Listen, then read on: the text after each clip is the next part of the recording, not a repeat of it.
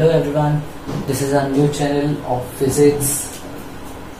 Today we have a question. A particle slides on a surface of a fixed smooth sphere starting from a topmost point. एक particle है जो कि एक कोई spherical surface है जिसका रेडियस r है. इस r रेडियस के सरफेस पे जो कि स्फेरिकल है, टॉप मोस्ट पॉइंट पे एक पार्टिकल रखा है m मास का. Find the angle rotated by the radius through the particle when it leaves contact with the sphere. अगर हम इसे स्लाइड जर्क दें तो ये मूव करना इसके अलोंग शुरू कर देगा और ये करते करते करते करते एक एंगल पे ये स्फीयर का कांटेक्ट छोड़ के अलग होके गिर जाएगा. तो हम क्वेश्चन में हमसे यही पूछा हुआ है कि ये किस एंगल पे वर्टिकल के साथ स्फीयर का कांटेक्ट छोड़ेगा. तो इस क्वेश्चन को प्रोसीड करते हैं. डायग्राम थोड़ा सही से बनाते हैं. तो सबसे पहले इसमें एक कॉन्सेप्ट है कि जब भी इस तरह के क्वेश्चन आए तो हमें पता है जब भी दो चीजें टच में होती हैं तो वो एक दूसरे पे कांटेक्ट फोर्स लगाती हैं.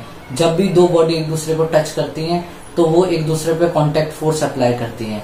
तो इसमें भी यही सेम चीज है. जब तक पार्टिकल स्फीयर से टच में रहेगा तब तक वो उस पर कांटेक्ट फोर्स लगाएगा और जैसे ही वो अलग हो जाएगा तो कांटेक्ट फोर्स का मैग्नीट्यूड भी जीरो हो जाएगा. ठीक है, इसे लिखते हैं डायग्रामेटिकली. ये मान लेते हैं वो स्फीयर है. थोड़ा हाथ का जादू है कि ये सही नहीं बन जाए. ये m मास है. अब ये वर्टिकल, ये ले लेते हैं रेडियस r, रेडियस स्फीयर का. तो हमने जैसे ही इसको छोड़ा तो हम किसी भी थीटा एंगल पे सबसे पहले इसका फ्री बॉडी डायग्राम बनाते हैं. हम अस्यूम कर लेते हैं कि ये जो मास है ये थीटा एंगल नीचे गिर चुका है तो ये यहां आ चुका है.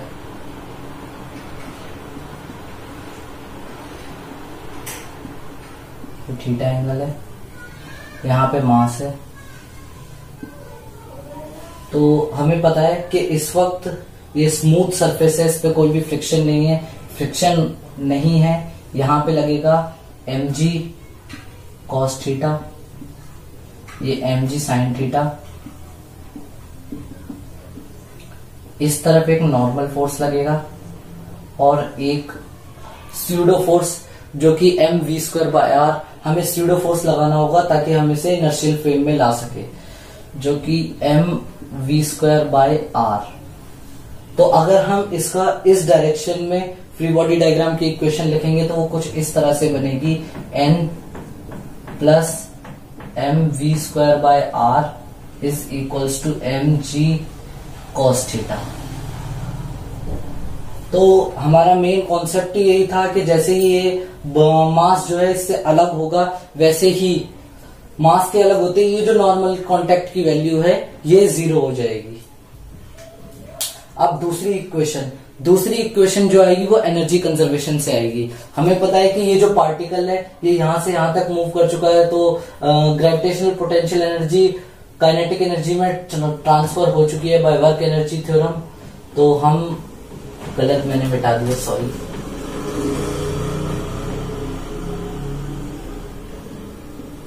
mg sin थीटा, ये तो थी FBD की इक्वेशन.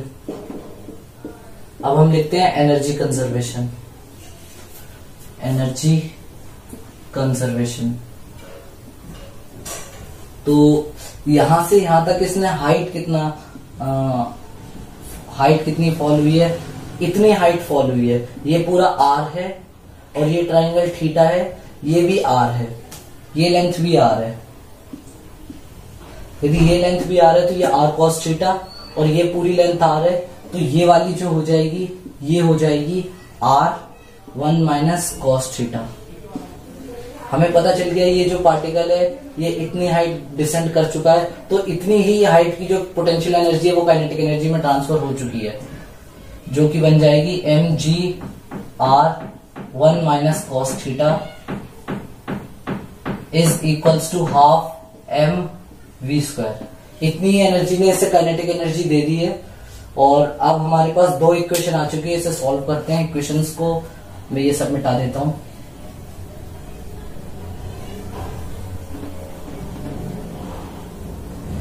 तो हमें इस इक्वेशन से n की वैल्यू 0 करनी है। n को 0 करते ही mv²/r is equals to mg cos theta, और यहां से mv² की वैल्यू आएगी 2mg।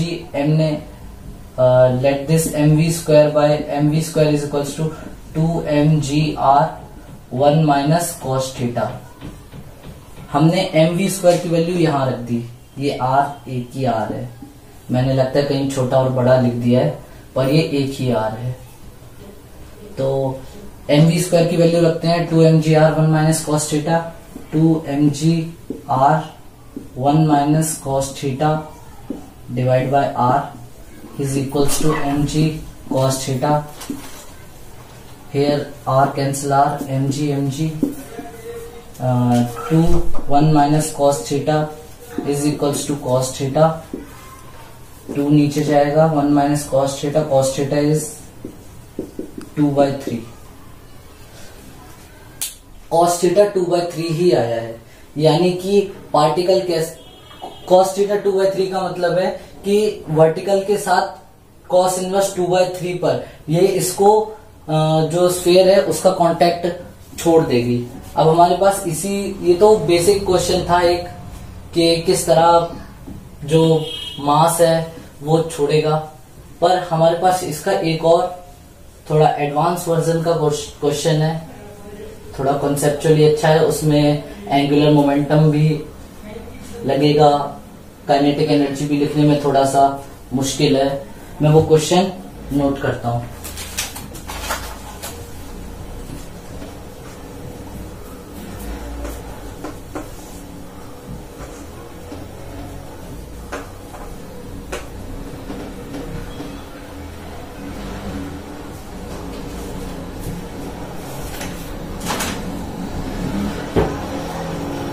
Uniform mass, a uniform sphere of radius r starts rolling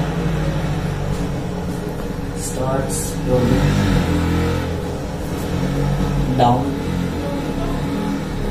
without slipping from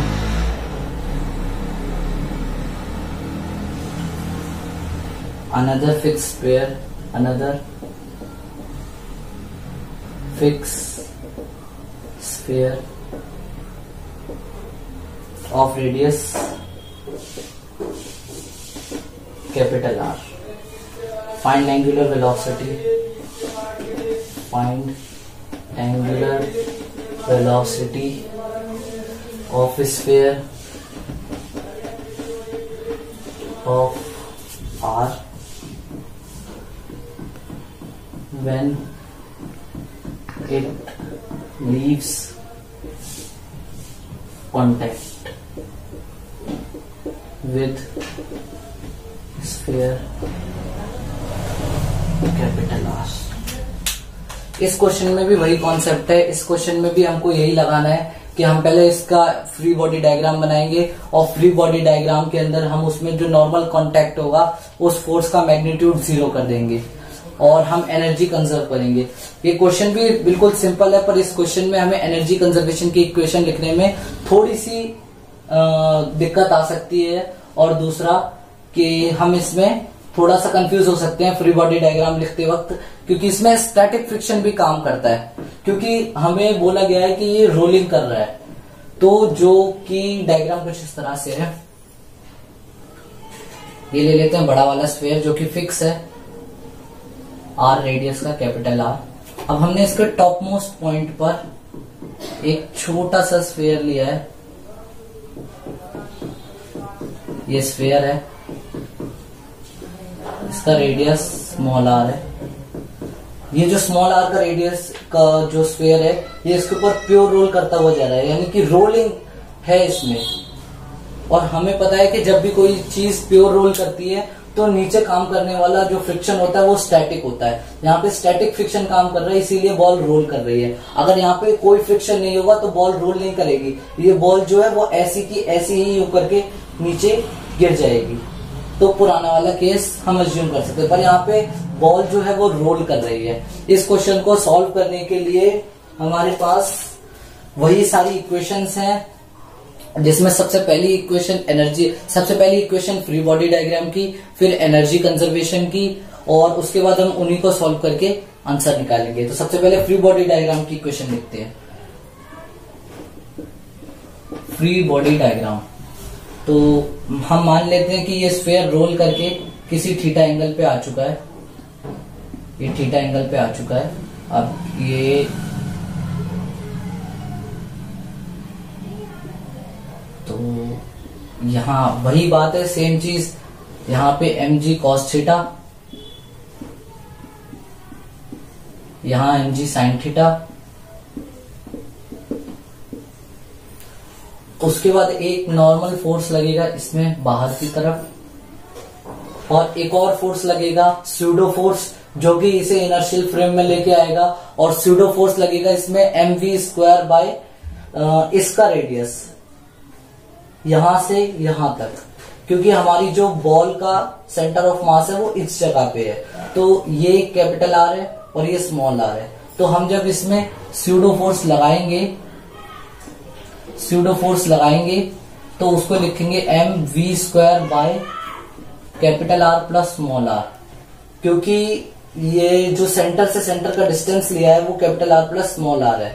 इसमें सिर्फ कैपिटल आर नहीं लेंगे क्योंकि इसका मास का सेंटर ऑफ मास यहां पर है। ये इक्वेशन, अब हम इक्वेशन लिखते हैं mg cos theta is equals to n plus mg cos theta is equals to n plus mv² by r plus r। ये इक्वेशन आ गई हमारे पास फ्री बॉडी डायग्राम की, ये पहली इक्वेशन है। अब हमें दूसरी इक्वेशन निकालनी है एनर्जी कंजर्वेशन से, तो इसी तरफ लिख लेते हैं, इसको थोड़ा मिटा देते हैं, mg sin थीटा। अब हमें दूसरी इक्वेशन निकालनी है एनर्जी को कंजर्व करके। हमें इस क्वेश्चन में भी पता है कि जितनी भी काइनेटिक एनर्जी, वो ग्रेविटेशनल पोटेंशियल एनर्जी है यहां से यहां तक की, वो ग्रेविटेशनल पोटेंशियल एनर्जी जो इस हाइट तक की ग्रेविटेशनल पोटेंशियल एनर्जी लॉस्ट हुई है यहां से यहां तक की, क्योंकि मास का सेंटर यहां पे है और अब यहां पे आ चुका है। तो यहां से यहां तक की जो भी ग्रेविटेशनल पोटेंशियल एनर्जी लॉस हुई है वो gravitational potential energy kinetic energy में आएगी, और वो काइनेटिक एनर्जी प्लस एक तो लीनियर काइनेटिक एनर्जी और एक एंगुलर काइनेटिक एनर्जी हम कह सकते हैं। एक तो हाफ mv² आएगा और एक हाफ i⍵² आएगा, क्योंकि इस वक्त ये बॉल लीनियरली तो मूव कर ही रही है v वेलोसिटी से, पर ये ओमेगा से घूम भी रही है। This is also rotating with omega. तो हम इसकी काइनेटिक एनर्जी लिखने के लिए सबसे पहले तो ये डिस्टेंस निकालेंगे कि इसका मास नीचे कितना आया है। तो हमने देखा कि ये वाली जो हाइट है ये है r प्लस आर, और इसके मास से भी ये जो हाइट है ये भी है r प्लस आर। ये एंगल थीटा है, तो ये वाली जो हाइट होगी ये होगी cos theta, r plus R cos theta. तो हमारे पास ये जो हाइट डिसेंडेड आया, ये हाइट कितनी डिसेंड की इसने, r plus R 1 minus cos theta.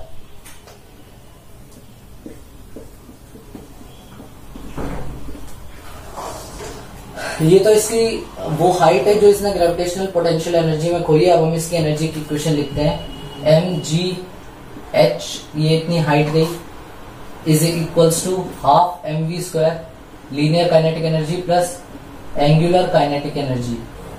तो जब भी हम इस तरह के केस में एनर्जी लिखते हैं, काइनेटिक एनर्जी, तो हम सबसे पहले किसी पॉइंट के थ्रू काइनेटिक एनर्जी लिखनी है तो हम सबसे पहले kinetic energy with respect to centre of mass लिखते हैं। यानी कि पहले हम सेंटर ऑफ मास के फ्रेम में काइनेटिक एनर्जी लिखेंगे, उसके बाद हम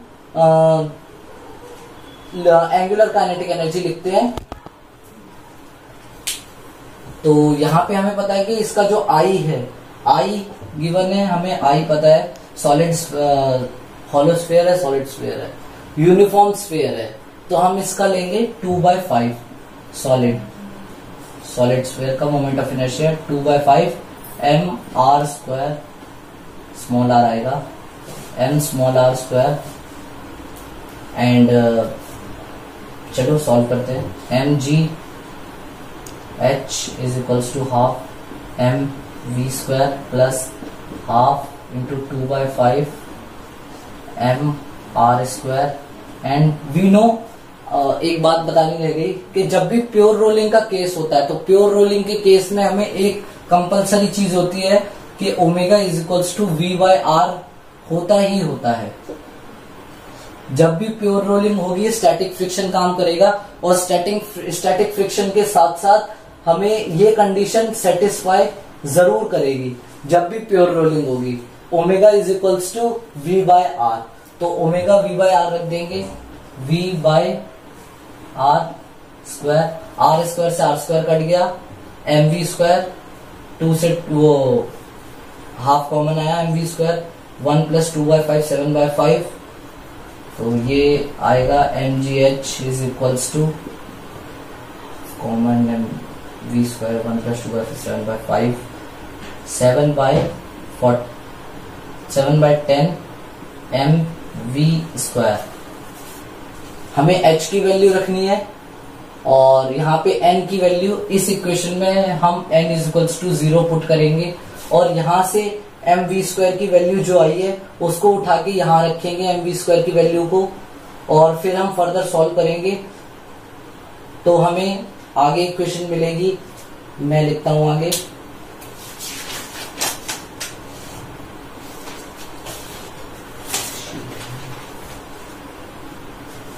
हमसे ओमेगा की वैल्यू पूछी गई थी, मैंने यहाँ पे v सब्स्टिट्यूट कर दिया। हम इस v की जगह पे ओमेगा r भी लिख सकते थे और एक ही बार में सॉल्व कर सकते थे। मैं इसका आप ये इक्वेशन